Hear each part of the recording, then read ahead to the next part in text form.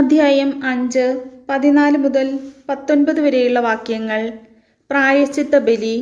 കർത്താവ് മോശയോട് അരുളി ചെയ്തു, കർത്താവിന് നൽകേണ്ട കാണിക്കകളുടെ കാര്യത്തിൽ ആരെങ്കിലും അറിയാതെ തെറ്റു ചെയ്താൽ വിശുദ്ധ മന്ദിരത്തിലെ നിരക്കനുസരിച്ച് നീ നിശ്ചയിക്കുന്ന അത്ര ശെക്കൽ വെള്ളി വിലയുള്ള ഊനമറ്റ ഒരു മുട്ടാടിനെ ആട്ടിൻപറ്റത്തിൽ നിന്ന് പ്രായശ്ചിത്ത ബലിയായി അർപ്പിക്കണം.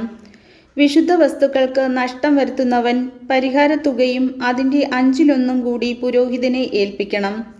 പുരോഹിതൻ പ്രായശ്ചിത്ത ബലിക്കുള്ള മുട്ടാടിനെ അർപ്പിച്ച് അവന് വേണ്ടി പാപപരിഹാരം ചെയ്യട്ടെ.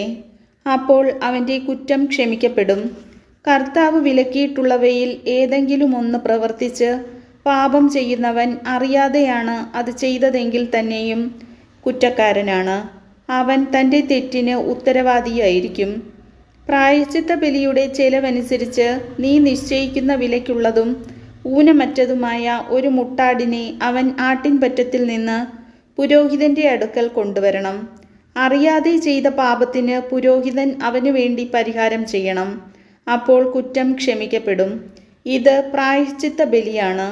അവൻ കർത്താവിൻ്റെ മുൻപിൽ കുറ്റക്കാരനാണല്ലോ. കർത്താവിൻ്റെ വചനം.